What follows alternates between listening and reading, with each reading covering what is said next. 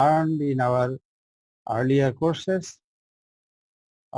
Just we are revisiting the thing in a way of signal system custom. The thing is that you learn that the input-output relationship should be determined first. That after having the input-output relationship determined, you have to solve those equations by using mathematics. Then examine the nature of the output, whether you are getting the desired output or not. In order to do that, what you need to do, we have to develop some standard form of what we call canonic model, so that we can fit those things for a general case. Okay, if we have, in the last class we have seen that the order of the differential equation depends on what? Can anyone answer? Because in the last day we have shown some differential equations. We said that the differential order of the differential equation depends on what? The number of storing elements. Number of storing elements means what? Number of energy Storing element. Energy storing element. Yes, sir. Energy storing element, isn't it? Because Yes, sir. energy storage element will have some inertial behavior. As a result, it will have some rate of change of some quantities. Okay, for inductance, it is rate of change of current. For capacitance, it is rate of change of voltage. So when this type of mathematical behavior, or in the reverse way, you can say when a system depicts this type of mathematical behavior, those system has the property of storing energy in them. So if you have we'll see that not always that you can have more than one type of energy storage element connected in series and parallel. They will eventually give you an equivalent inductance or capacitance, isn't it? For example, if you have two energy storage elements of same nature, capacitors, if they are connected in series or in parallel, are not they behaving like a single capacitor?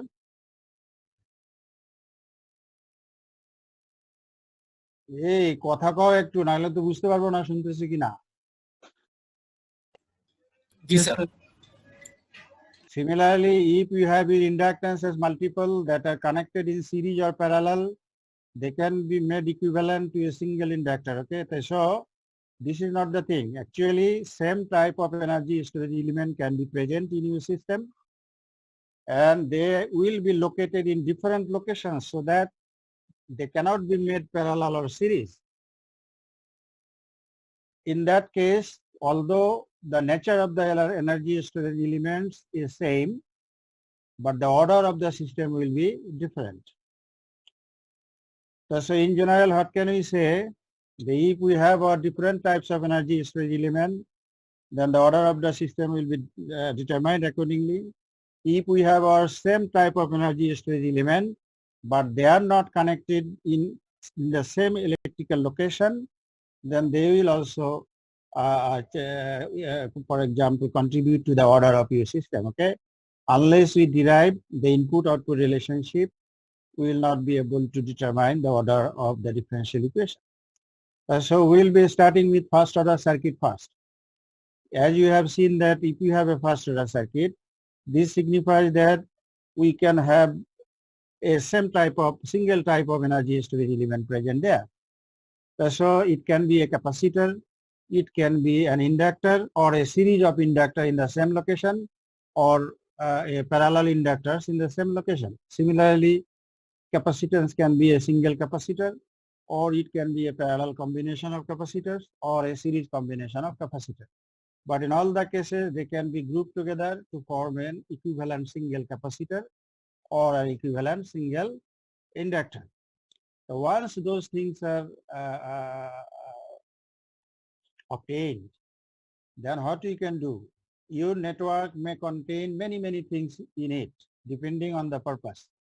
Okay, so what we can do, all this type of network can be converted, if they are linear, they can be converted into a simple canonical form by using Thevenin or Norton equivalent. Can you remember Thevenin and Norton equivalent?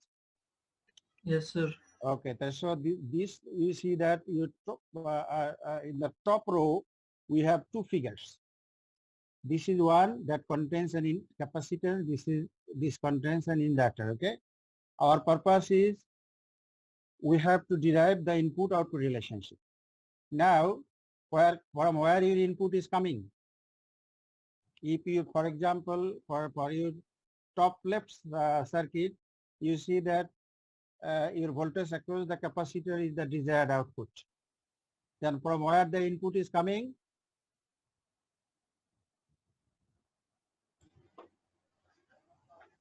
Sir, inductor. In this circuit, is there any inductor? You can say that the input is coming from the network N, isn't it? Yes, sir. Your input is coming from your network N. Okay, that means your network N may contain dependent sources, may contain independent sources, or a combination of all the sources should be there.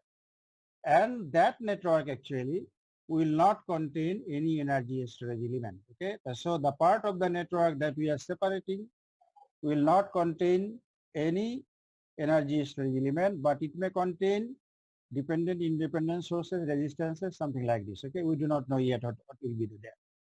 Now, if your network is something like this, same is true for your inductance case. What you can do then, you disconnect your capacitor, for example, from this circuit, or you disconnect your inductor from this circuit. As a result, you will have an open terminal. Say this terminal is A, this terminal is B. Then looking through the terminal A and B to the left, you can form an equivalent of this network. That equivalent, if we write the equivalent in this form, we call it what? Thevenin equivalent. Thevenin equivalent. Then this will be what? Norton equivalent. This is Norton equivalent. Okay. So once your Thevenin and Norton equivalents are determined, then what you can do? You can easily determine the input-output relationship in the form of a differential equation. This is what that equation for capacitor voltage as output, and your V Thevenin is working as an input. Similarly, in this network, your current through the inductor is your in output, and VTS is your input. You have to derive this relationship by your own. Okay, and you have your parallel combination there. In this case, you can easily write this equation in terms of input current source. In the same is true for the inductive circuit. So all these four equations, say this is 1, this is 2, this is 3, this is 4. All these four equations are what? Are not the first order differential equation? Yes, sir. Okay. If they are first order differential equation, we can easily put them into a generalized form. After putting them into the generalized form, you can solve them by using your mathematics. After solution, you will find your desired output. That is what the generic process. Then on top of, then specific cases will be handled when your network is known to you. If your network can be given, even if your network is not given, you can determine the Thevenin equivalent. I hope you could remember this thing when I taught you electrical circuit in your first year. How can you determine the Thevenin equivalent in the laboratory? So by connecting a voltage source and measuring the current. By connecting a voltage source and measuring the current. Then if your network will contain, for example, some dependent sources in it, then what will happen? Or no, independent sources in it, what will happen? That is what your understanding. Okay, you guys actually never give importance to the practical thing that teachers are saying in the classroom. So try to learn about it, how you can do that in the laboratory. And I know that in your laboratory there was some experiment related to determination of Thevenin equivalent. So try to learn about it. Now we have our generalized equation can be put into this form. Are not those all four equations you see in your earlier slide is of this type? Yes, sir. If they are of this type, I hope anybody can solve it, okay? It will have a homogeneous solution. That homogeneous solution will take this form. We call it ZIR only when your A is determined independently without adding this term. That means when we set this equal to 0, then we will be having a solution A to the power minus 80. This solution will be ZIR if A is determined at this stage that I have discussed in the last class in detail. Now we assume that our A is determined, so this will be your ZIR. If this is our ZIR, then the rest, the complementary particular integral can be put into this form, and this will be your ZSR. Your ZSR can be determined by calculating the impulse response. When impulse response is available, you convolute the impulse response with your X, that will give you your ZSR. You can easily compare this equation with your convolution equation. You will see that that equation is similar to convolution equation, okay? So this output is your ZSR, zero input, zero state output that will not contain any initial value in it. All this initial value contribution is separated as a ZIR by this equation. And this is a very nice and simple mathematics. We can easily go through it. But in my last 11 years trial or effort in this university, I could not make my student to love mathematics. That is not the problem. So how can we proceed with this equation that you have seen, the integral equation for ZSR? That equation can be utilized in general for first order system to determine the impulse response of the first order system. How? You replace your input by delta t. Our input was X. So if we replace our input by delta t, then your output will be HT.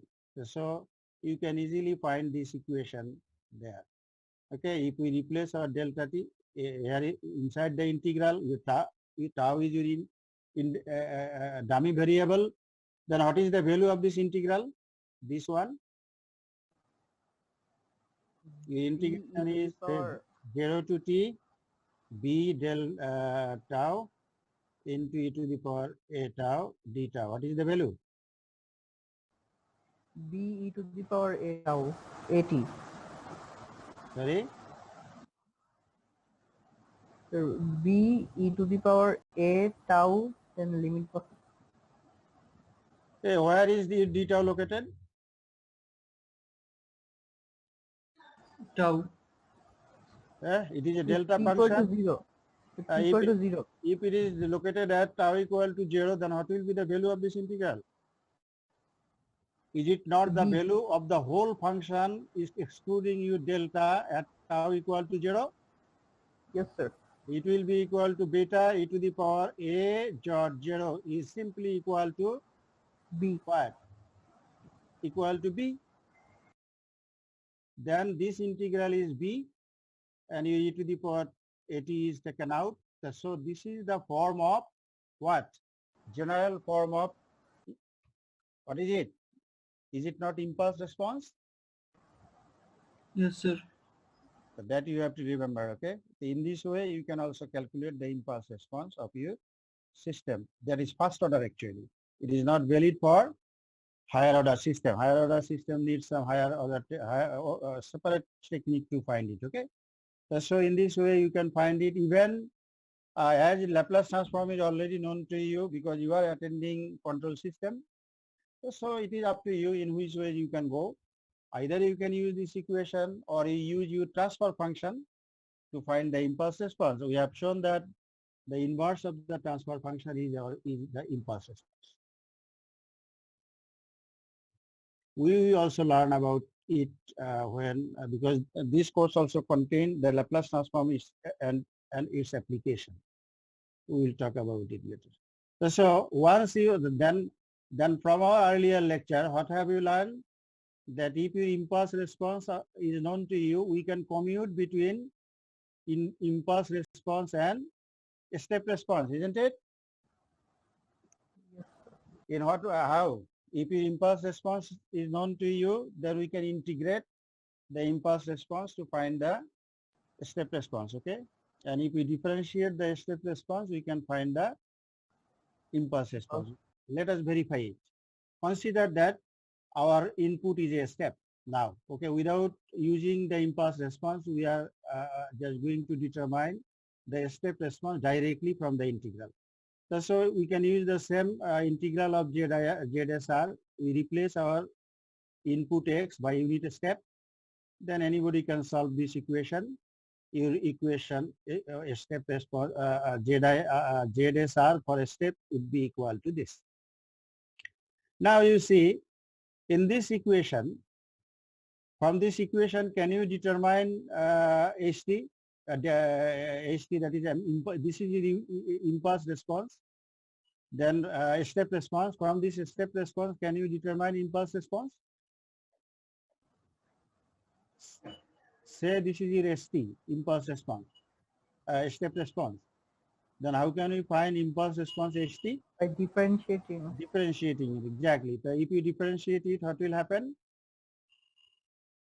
Is it not equal to minus A into B divided by A into minus e to the power AT? Yes, sir. Then your A is not there, so this is equal to B into e to the power minus AT, isn't it? Yes, sir. So this is, and these two are same, okay? In this way you can go. So once these two solutions are available, we can easily find the value of our constant A. Look, in determining this thing, no initial values are involved. But in your ZIR, your initial value is involved. So put your time t equal to 0 in this equation. You will find the value of the constant A.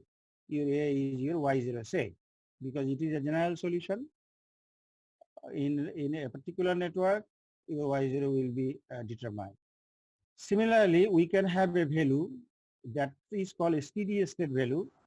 That means if we set time t equal to infinity in the equation, then we observe what is the value that will be the steady state value. And in this equation, you see that if we put t equal to infinity, that value equal to B by A. Okay. For a capacitive circuit that you have seen earlier, your output is capacitor voltage. What will be the value of B by A? So as the input voltage. It will be equal to the input voltage, exactly, because your capacitor will be get fully charged with its input, okay? In your Thevenin equivalent, it must be equal to VTS. In the case of inductance current, what will happen? It will be equal to the source current, okay? Because in the long run, for DC current, inductance will be have like a short circuit, isn't it? Yes, sir. So in this way, you can generalize your thing, okay? So with the help of Y0 and Y infinity, these are the generalized designation of input.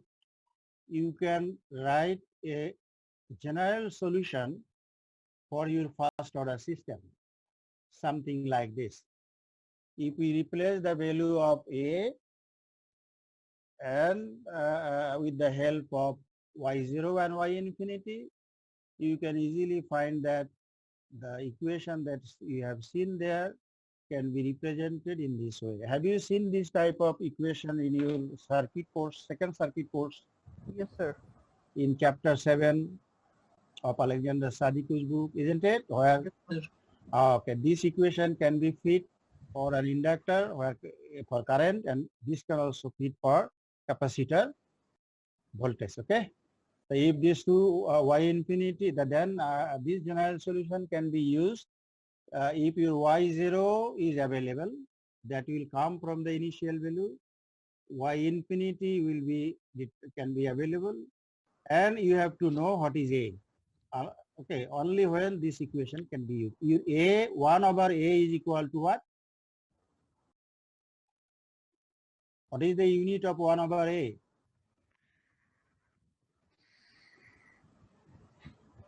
Hey, কথা কও একটু, 1 over A unit কি? Sir, second It is second. What is the name of this quantity? time constant. It is your time constant, okay? This is time constant of the circuit, okay? This will determine how fast or how slow your output will grow or decay. It will not never grow. If your A is positive, then your output will never grow. If your A is negative, then your output will grow. If we compare A, for example, with your earlier configurations, you will see that for inductive circuit, your A equal to L divided by RTH. For capacitive circuit, your A equal to what? RTHC. RTAC, very good. So this is what the thing. Now, in general, what will happen? RTH resistance, in general, for passive type of network, RTH is always positive.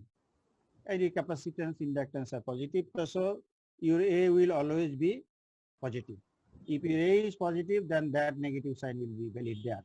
That means in an inductive capacitive circuit, passive, this term will never grow, okay? It will decay or gradually increase or completely decay, okay? That means at time t equal to infinity, e to the power minus alpha t would be equal to 0. Now the question is, we do not know yet, because when we are dealing with general thing, we started with this network, okay? And we assume that that network can be transformable to a canonical form, either the Thevenin equivalent or Norton equivalent. Now, the condition that should be satisfied by this network for applying your Thevenin and Norton theorem must be justified first, okay?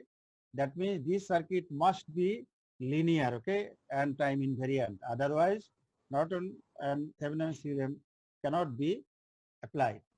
So that assumption is already made because the title of our study is LTI. Now the question is, when this network N will contain only, for example, independent sources. I hope you can remember this. What is independent source or independent source? If it contains only independent sources, energy storage element is taken out. Then if this network will contain the independent sources and the resistances, then Thevenin equivalent resistance RTH will never be negative. It will always be positive. But if your network contains some dependent sources, there might be some situations when your Thevenin resistance can go negative. If your Thevenin resistance will go negative, then what will happen? The time constant become negative. If your time constant become negative, the exponent e to the power minus at become positive. And as your time will grow, time will increase, then the response will grow and it become unbounded in time. This is what unstable system, okay? So a passive network is always stable, but if we have an active network, that active network may or may not be stable, okay? For this reason, when students design something, they usually copy something from somewhere, but they do not know whether the parameter they are using in this network for designing a particular circuit will fit for their circuit or not. So when they are connecting in the laboratory, giving supply, they are saying that just after giving the input, your circuit is burned. But they cannot explain that why your circuit is burned. So apart from your misconnections, everything can be okay. But if your design is not perfect, this situation might happen because your output can grow unbound. So in this way, you can, okay. Now can you give me an example of active device whose resistance, trans resistance is negative?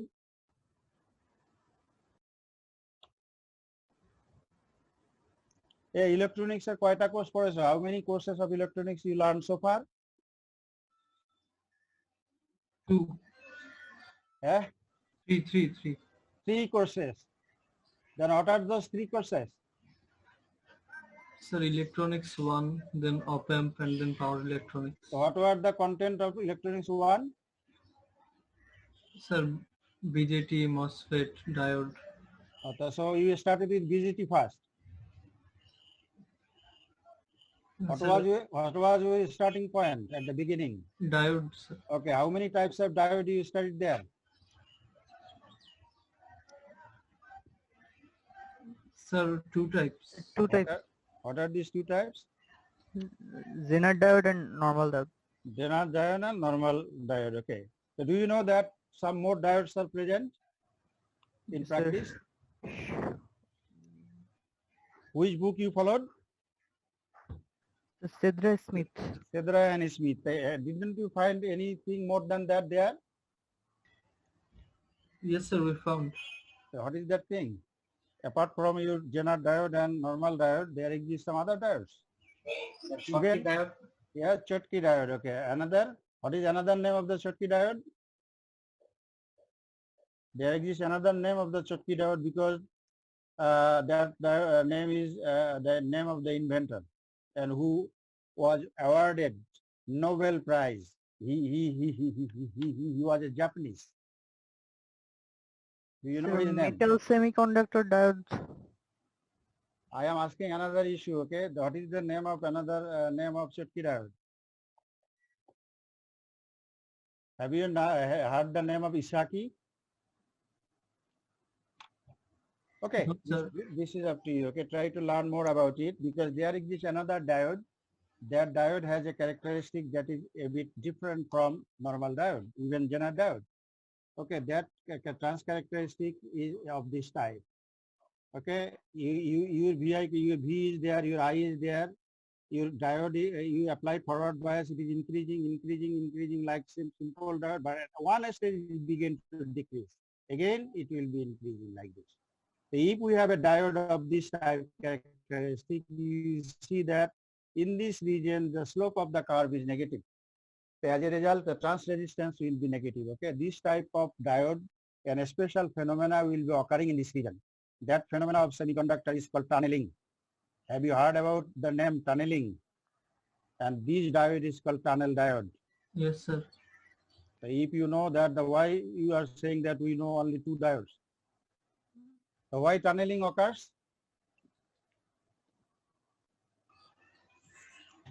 Okay, try to find the answer because this is one of the diodes whose application is much more sophisticated than simple diode. Okay, so if we have a device like tunnel diode or similar type of devices whose VI characteristic or trans resistance can be of this form, then if the operating region will be lying in this area, then the negative resistance can be generated there. Okay, so that will be depending on the gain parameter because you know the electronic devices, op-amp, BJT, or even diode of this type can be represented by a resistance and a voltage source or current source. Those voltage source or current sources are actually dependent sources, okay? And those dependent sources will contain some gain parameter. If your gain parameter can make your system in some values, it can make your system unstable. Okay, we will be illustrating few of the things later, okay? So this is how the general form of your first order response. So alpha, that means 1 over A, the time constant for a passive network cannot, will not never go negative. So your response of this form will be always decaying. But if we have our network that may contain both active and passive, independent and dependent sources, there might be some situations where your Thevenin resistance can go negative. That will eventually make your system unstable, although your input is bounded. Okay. Yes, sir. So let us apply this thing to your already known things. Okay. This is an example from your Alexander Sadiki's book. I hope you have seen this example in your first year, second semester. Isn't it? Yes, sir. What is it? Actually, you see that this network, because we are illustrating few things that may not maybe fictitious type, but still it has some physical reasoning. Okay, that these many phenomena can be illustrated using this type of rudimentary examples. Your problem is, okay, it has been assumed that the inductor is carrying a current 10 ampere, and then you have to calculate IT and IXT that is indicated there in your circuit. Okay, now the question is, do you have any do we have any independent sources in our network? No, sir. No. Then if independent sources are not there, dependent source cannot act independently. So your inductance current, if inductance current were not present in this network, there is no any meaning of solving this network.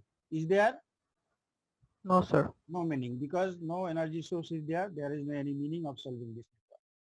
Now the meaning is there that some element, the energy storage element L, contains or carrying an initial current 10 ampere, and that current will drive this circuit actually. Now the thing is that what will be the order of this circuit? Because that circuit contains only one energy storage element, isn't it? So it is a first order circuit. Yes, sir. Now you have two options. Okay. First option is you can draw the Thevenin equivalent, derive the input-output relationship. Or your second option is you have already derived the canonical form of this type of network, standard form, and you have generated the standard solution. So why then we again need to derive the differential equation? We can fit our problem to the standard solution, isn't it? In our standard solution, what are the known for the first order circuit? Your output will contain three unknown quantities. One, y0, that will come from the initial value. Another quantity, y infinity. Another is steady state value. Sorry, steady state value, yes. Then another thing is time constant, isn't it? The time constant. Yes, your time constant depends on the circuit elements. So if these three values are available to you, yes, and we can shape our network to the general model, then directly we can use the equation to find our solution. Okay. So in order to do that, what you need to do first? First, you have to draw the Thevenin equivalent of your network. Okay, this is the starting point. Once your Thevenin equivalent will be available, you will know the value of your Thevenin resistance. You will know the value of your Thevenin voltage. These two values will be used to calculate Y infinity and A. So let us start. Okay, fine. In this case, first step is what? First step is you have to separate your energy storage element, isn't it? You have to, because our canonical form of the network was what? We have a network N there. That network contains, for example, a resistance or an inductance across the terminal A and B, isn't it? yes, sir. Then first step is what then? You have to disconnect that capacitor or this inductor, isn't it? Yes, sir. Yes, sir. In our case, what should we disconnect? The inductor. Inductor, exactly. So if we disconnect this inductor, if we disconnect, for example, this inductor, we are disconnecting this, say this terminal is A and this terminal is B. Next thing is what? From looking from terminal A and B, we have to draw the Thevenin or Norton equivalent, isn't it? Yes, sir. Okay. Now tell me, if we disconnect the resistance, we have a dependent source, we don't have any independent source there, then how to find the Thevenin resistance? If your network will contain a dependent source, we learned it in first year. We have 3 different methods to do that. Which of the method will be applicable here? We have learned 3 different methods. Okay, can you tell me what are those methods? First method is very simple. What is that method? There will be in the first method there was only the independent sources. Yes. In that case, you have to deactivate the independent sources.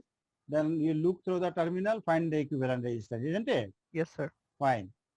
So for the second case, when your source will contain both your dependent and independent sources. So we have to deactivate the independent sources and Yes. put Yes. connect a 1 volt or Any volt source there, then we find the current at the terminal, then we calculate the voltage across the terminal, then we can find the ratio of that voltage and current to find the resistance. Okay, yes, sir. that is very good. Okay, then third one is general. Okay, that can be applied in any type of network without changing the network. What is that technique? And that technique we usually use in the laboratory. If your network part is completely unknown, this is your short circuit and open circuit test. Okay, Yes, sir. you make your open circuit test, that will give you VTH. Then you short your terminal and apply an emitter there that will measure the current. IST. So your VTH divided by IST would be equal to RTH. RTH. Okay, that's good. So your response is very good. What is your roll number? Sir, 115. 115. আরো দুই একজন কথা বলতেছে, খুব ভালো, খুব ভালো. Very good. Yes, sir. Yes, sir. I am very happy that I need this type of response from my student. Okay. Yes, sir. Very good. You remembered the thing and you answered the thing correctly. Very good. So, which technique now we have to apply here? Because short circuit technique will not be applicable. The reason is that there is no any independent source in this network, isn't it? Yes, sir. So the only technique you have in your hand is you have to apply a test source, isn't it? Yes, sir. And that is what that test source. That test source can be 1 volt source or it can be anything, even unknown, no problem. Because in terms of that unknown voltage, you will find the current. Then the ratio will be known to you. In this circuit, you see that you will have a 2 loop there. You can write your loop equation to find your RTH. So I am not dealing with those things. You have to find it by your own, please. Now our thing will be RTH would be equal to what? Your RTH would be equal to 1 volt, voltage is there, divided by what? Divided by current flowing through this side. I0. I0, exactly. But our I0 equal to minus I1, isn't it? The loop Yes, current sir. and that branch current is opposite. So unfortunately for this value of our gain parameter 3, we obtain what? RTH. RTH, that is positive. So it will behave like a passive network. Okay. But this type of simple circuit we cannot illustrate that when it will be negative. Okay, I will try to find some example or some problem where you will find that your RTH can go negative. Okay. Now, once your RTH is determined, do you have any open circuit voltage here?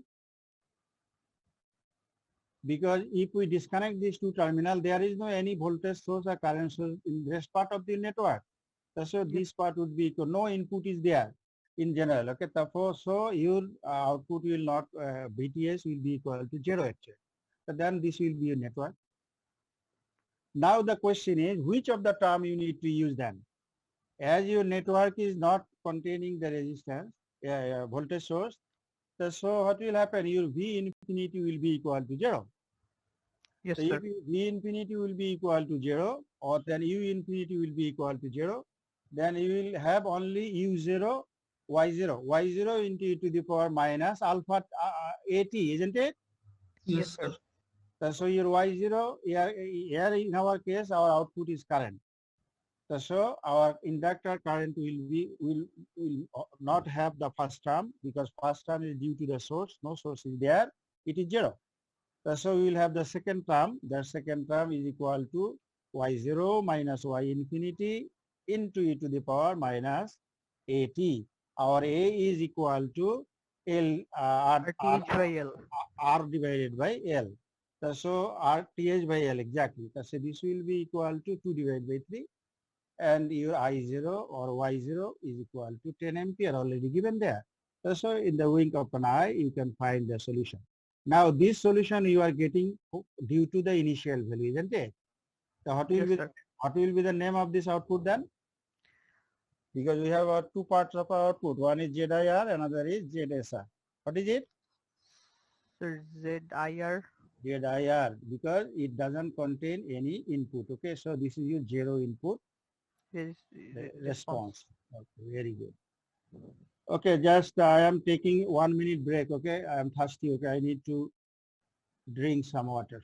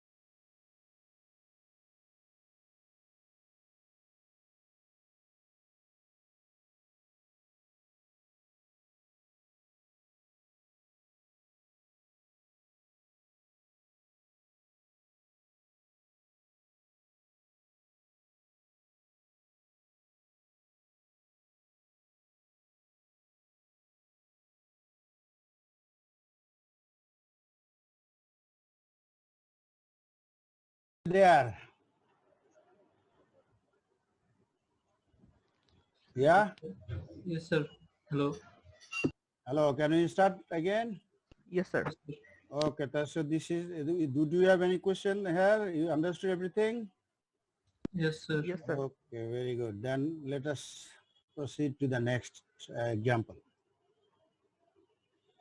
Okay. This is the second method. Okay. I am leaving this method for you to be done by yourself. Okay. This is the classical way that if your general solution will not be known to you, then you have to derive the input-output relationship, solve it. Now you have another problem. It is also, here is also the derivation of the equation is made. So you can easily find that in this network we have a dependent source. What type of dependent source is it? So current controlled voltage, current controlled current source. Yes, it is current control current source. Then you can easily write the Kirchhoff's current law at this node. Can you write Kirchhoff's current law at this node? Okay, you have two options. Okay, one, you can derive the Thevenin equivalent like your previous example, or you can derive the equation by your own, then solve it. So if you want to derive the equation, you have to apply your Kirchhoff's voltage law or current law. We don't have any other technique here for the electrical circuit. So how many nodes are there? So two nodes, three Actually, nodes. we have three nodes, but essential nodes are only two. Yes, sir. Okay, this is your one node, this is your another node. Okay, so what you can do, you can apply your Kirchhoff's current law to this node. You see that your current is entering that node and two currents are leaving. Then after equating this thing, you can easily obtain the relationship. That relationship can be shaped into this form. After having this thing done, this voltage is 0, this voltage is you can assume. That means you apply your first year knowledge there just to replace your currents in terms of other quantities. Then eventually you will be obtaining an equation. That equation will take this form. And you see that equation, okay, in our general equation we have this form. dy dt plus ay was equal to bx, isn't it? Yes, sir. So if we set bx equal to 0, then this will be equal to 0. This solution will give you zir, isn't it? Yes, sir. So if we compare this equation with that one, is not this equation same as general form, same as the general form? Yes, sir. Your y is I, your a equal to 30 divided by 6. 6. So your solution will be equal to this form, a to the power 80 or something like this. Then your a is the initial value. That means at time t equal to 0, what is the value of I? It is given there, 2 ampere. So it is 2 ampere. Then your 30 divided by 6 equal to 5. So this is what your solution, okay? We are using UT. The reason is that your solution will be valid from time t is greater than equal to 0. 0. Yeah.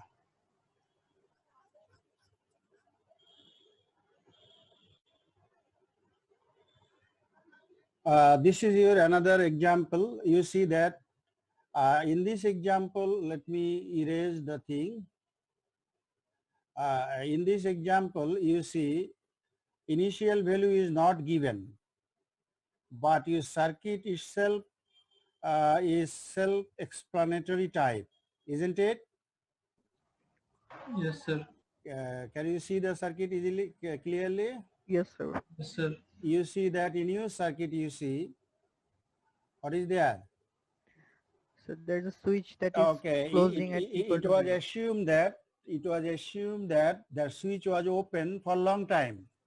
Okay, switch was open for a long time, or you can say that for time t is less than 0, your switch was Open. Then your network will be looking like this, isn't it? Yes, sir. So this is very troublesome. It is your network is looking like this. So this is the network that is at time t is less than 0. At time t equal to 0 plus ahead, the switch is operated, okay? It is closed. Now, why we need the situation for time t is less than 0? Can you tell me why we need this? So to obtain the initial condition To of obtain our the initial conditions. That is very good. So you will see that as this voltage was present in this network for a long time, then that capacitor behaved like what?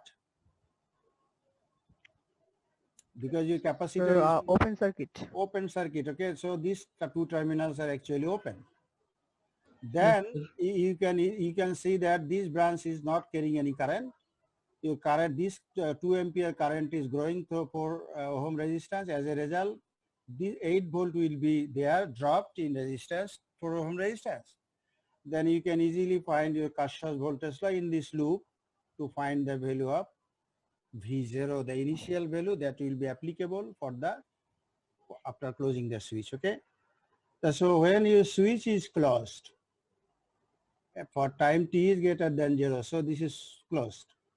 What does it mean? That means you are putting a dead short between the terminal, this terminal A and B. If we put a dead short there between these two terminal, will this part of the network will have anything to do with your capacitor voltage? No, sir. No, sir. If not, then that part can be excluded. So the Thevenin equivalent and all the thing can be put into this simple network, and you compare that what will be your V0 determine, V infinity determine, your time constant will be equal to RC 3 multiplied by 2. Then you can apply your general formula there to find the solution. So where are we taking the output from in this circuit? Capacitor always, because whenever we are doing this type of network, okay, you see that the energy storage element must be separated, that I discussed in my first slide, okay? Okay, sir. Your energy storage elements are the element where your state change will be effective, otherwise not. For this reason, when and in this type of network, you see that only one energy storage element is there, and that should be disconnected, and your equivalent circuit should be made with respect to the terminal where that energy storage element were present, okay? A few other examples are there in this slide, okay? Okay, this slide is probably not shared earlier. I have already uploaded it to your Google Drive, okay? The course folder. The name is CTFOSO, okay? Or you can find that what is the latest date, then download the file of the latest dates. So this is your another example. Even if you have a book, you can have this thing there. Okay, look at this example. Your time is almost. Do you have? Okay, our class is when it will finish? At 1 p.m. At 1. Yes, Oh, sir. then we have time. Okay, no problem. Okay, very interesting problem. Okay, this problem is also self-explanatory type. Okay, how many sources are there?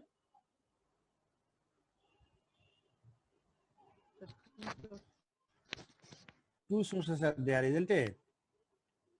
One is your 3 UT, Yes, sir. a current source, another is 3 UT, another two current source.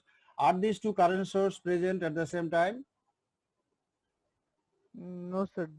Because this Sir, one is triggering at t equal to 1 and one is fine. triggering That at t equal means to 0. if we assume that before application of the this source, your circuit doesn't contain anything in it, then we applied 3 UT there. Then after applying this 3 UT, we wait for 1 second. Then we connect another current source to this between these two terminals. As a result, your sources are there something like this. One is this, another is this, okay? So how many states are there? You have your one state that is between 0 to 1 second. Then you have another state for t is greater than 1 second, isn't it? Yes, sir. So, and we are assuming that before application of the unit step current 3 UT, nothing was there in your circuit, okay? Then we start with analyzing the circuit in these two time intervals. So between 0 to 1, this is your equivalent circuit, isn't it? This is your electrical circuit for this time, for this time. Is it okay? Because this Yes, sir. source was not present sir. there, then your network is something like this, okay? We can easily solve this network to find the voltage across the capacitor. What will be the initial voltage? Initial voltage of the capacitor is 0. You can you draw this circuit by converting your voltage source into a current source, current source into a voltage source? Okay. Yes, sir. So after having Yes, this thing done, is it not that circuit is very exactly same to the general elementary circuit? Yes, sir. Then you can easily find what will be your V Yes, infinity. sir. V infinity is there, 4 volt, 0 volt. And V0 is 0 volt. V infinity would be equal to what? Look, we may not 24 volts. go to infinity, but we have to assume that if your circuit were existing up to infinity, then what will be the voltage across your capacitor? That we need to know. Okay. Now once these two are determined, then you put the value to the general solution, then this is what your general solution. Your time constant equal to RC, R equal to 10 ohm, C equal to 0.1 farad. So your time constant equal to 1 second. Now your second state begins, isn't it? Yes, sir. Okay, when you second state, you have to solve it by your own. I am simply giving the hint now. Okay, although this slide contains a solution, you have to do something by your own, then you will understand it. Now you see, I am just simply telling how to extract the initial values for the next step. Look, when, for example, we started from this time 0, we are at 1. At this stage, a state change occurred. Now our capacitor voltage VCT is the output. For the next stage, whenever the change occurred, you have to draw the network, and again a new phenomena started. That phenomena will need the initial value, say VC0 and VC0. Not VC0, it will need, for example, say VC, say 1, say minus. We are telling to state VC1 plus. 1 plus is immediate after application of this input, and 1 minus is the Immediate before application. immediate before application. Okay, I am saying immediate, that you need to mention. Okay, as a result, what will happen? Capacitor cannot change the voltage instantaneously. So the VC1 minus must be equal to VC1 plus. 1 plus. So that will come from where? That will come from this equation. Okay, your VC minus will be equal to, just you put T equal to -1, T equal to 1 there. That will give you the voltage. That voltage will be borrowed as an initial value for the next state. Okay. Yes, sir.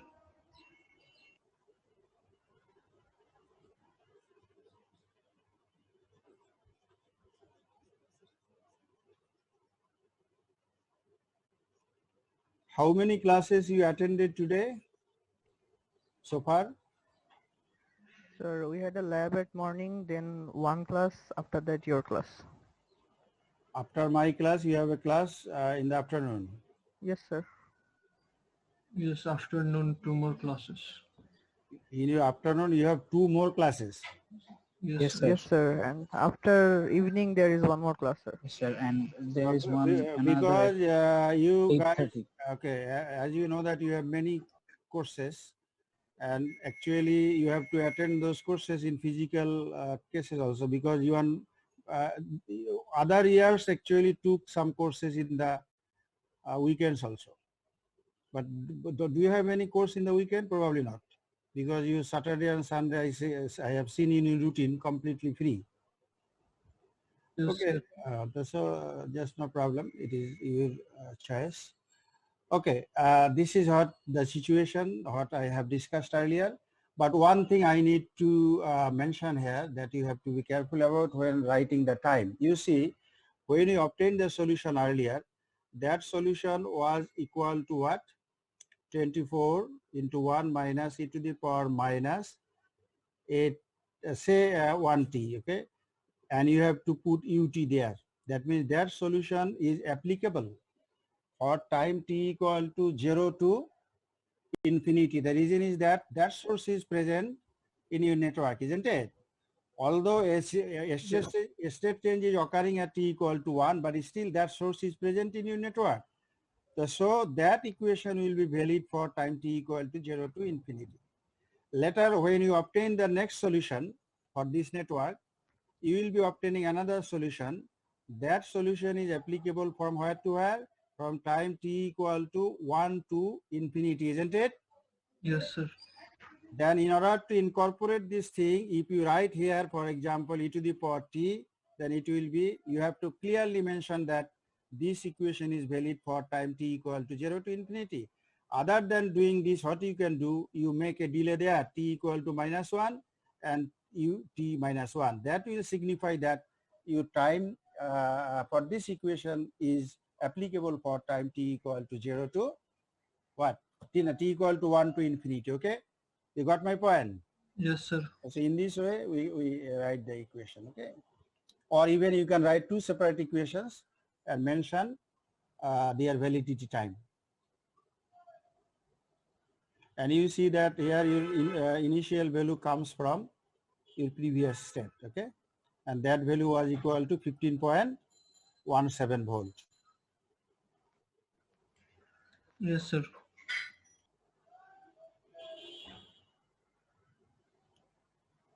This is a problem, you solve it, you see that similar type of problem is there.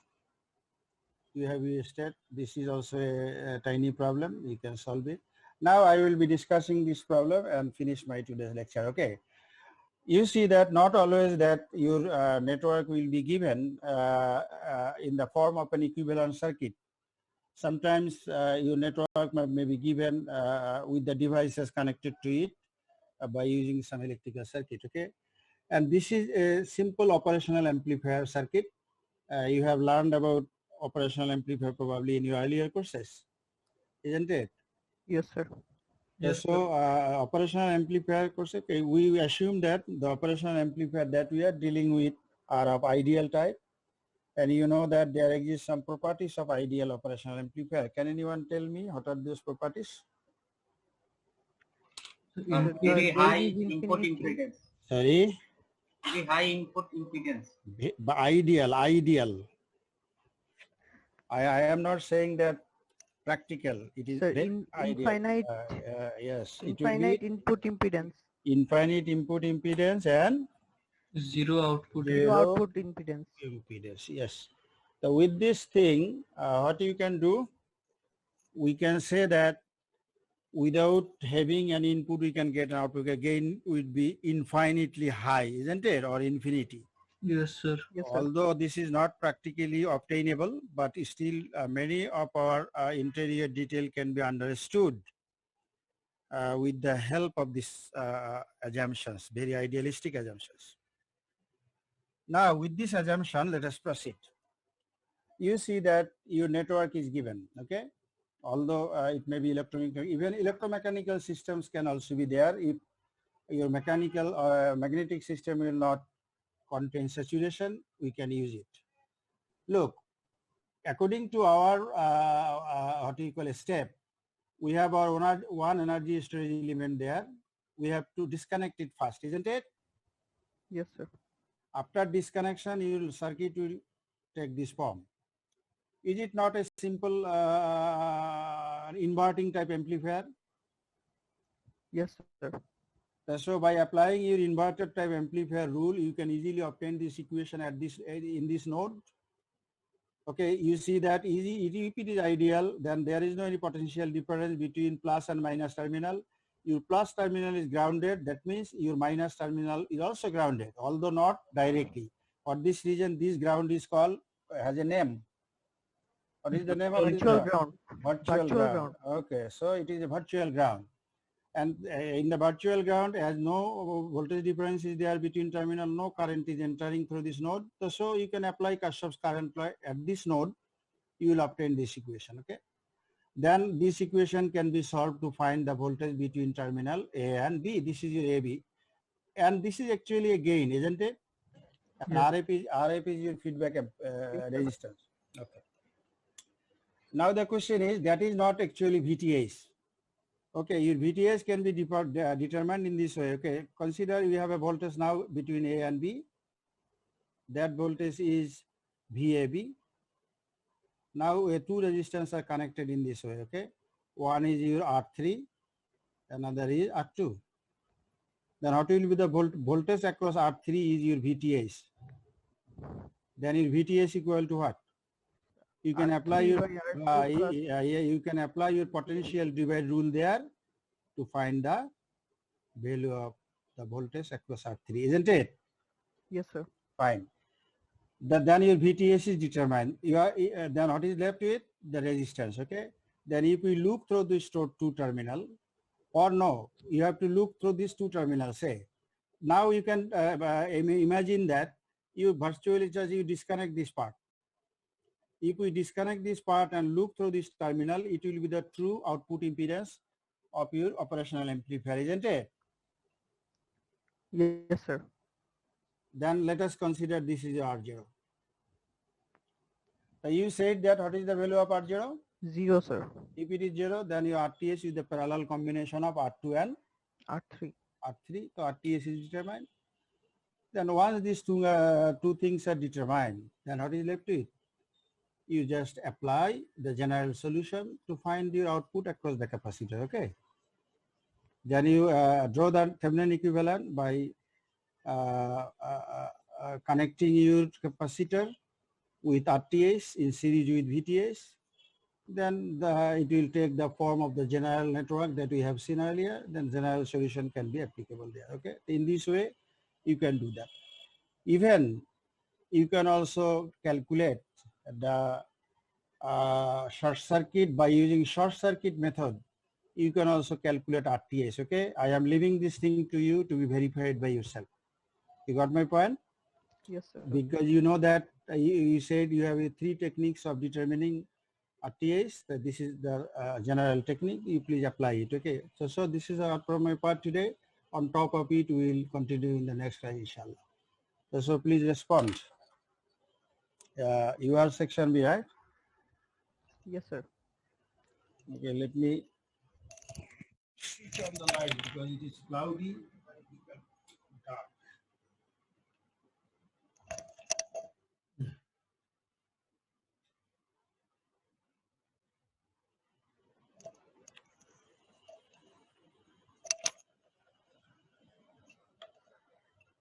Okay, roll number 15, 35. Yes, sir. 9, Yes, sir. 13, Yes, sir. 33, Yes, sir. 34, sir 34 এর দাদি মারা গেছে মানে এখন হচ্ছে দাফন করতেছে এজন্য ও নাই কোথায়, ঢাকায় না গ্রামে বাড়ি? স্যার ঢাকাতেই স্যার মোহাম্মদপুরে 48, Yes, sir. 51, Yes, sir. 53, Yes, sir. 54 কালকে ফোন করেছিল আমাকে, ও আসো। 54, 9। ওর অবস্থাটা কি এখন অ্যাকচুয়ালি? স্যার আঙ্কেলের হচ্ছে সেকেন্ড টাইম পজিটিভ আসছিল, তো তারপর হচ্ছে সুস্থ হয়ে এখন বাসায় আসছে, কিন্তু আন্টির আবার হার্টে প্রবলেম দেখা দিছে। ও ঠিক আছে তো? ও ঠিক আছে? প্রোগ্রাম করা লাগবে। জি স্যার, ও ঠিক আছে। ওর কোনো সমস্যা হয়নি? না স্যার, ওর কোনো সমস্যা। ওকে তোমরা শেয়ার করো তোমাদের জিনিসপত্রগুলো, বুঝছো? জি স্যার, আমরা যতটুকু পারতেছি আমরা করতেছি স্যার। যতটুকু পারতে করতো, কারণ ও ফোন দিয়েছিল কালকে এমন সময়, ওই সময় বিসির সাথে মিটিং এ ছিলাম, ওকে বলছি পরে কথা বলবো, পরে আর কোনো কারণে আমারও খেয়াল ছিল না। আচ্ছা। 56, Yes, sir. 57, Yes, sir. 61, Yes, sir. 62, 64, 64, Yes sir. 67, 67 is available. Yes, sir. Present. 69, Yes, sir. 70, Present, sir. 72,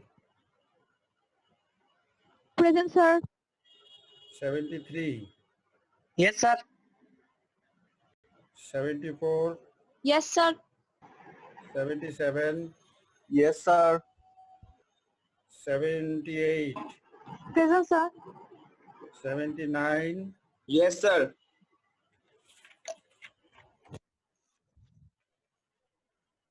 79, 80, Yes, sir. 82, Yes, sir. 85, Yes, sir. 6, Yes, sir. 7, 87, Yes, sir. Yes, sir. 88, Yes, sir. 89, Present, sir. 91, Present, sir. 92, Yes, sir. 93. Yes, sir. তুমি একটু কথা বলো পরে আমার সাথে। 98, Yes, sir. 99, Yes, sir. 103, Yes, sir. 109, Yes, sir. 115, Yes, sir. 118, Present, sir. 134, Yes, sir. 138, Yes, sir. 141, 144, Present, sir. 145, Yes, sir. 149, 151, Yes, sir. 155, Yes, sir. 161, Yes, sir. 179, Yes, sir. 147, 16, 147. This guy is also not responding. I am phoning him repeatedly. What should I do? 16. Yes, sir. Okay. I have given some instruction to your email. Follow it. Okay, thank you very much. Date you mentioned was 19 October. It is already passed. Oh, it is 19? Yes, sir. It was mentioned as 19 October. Okay, I will change it. It is not a big problem. Okay, you prepare your thing. Okay. Okay, sir. Assalamu alaikum, sir.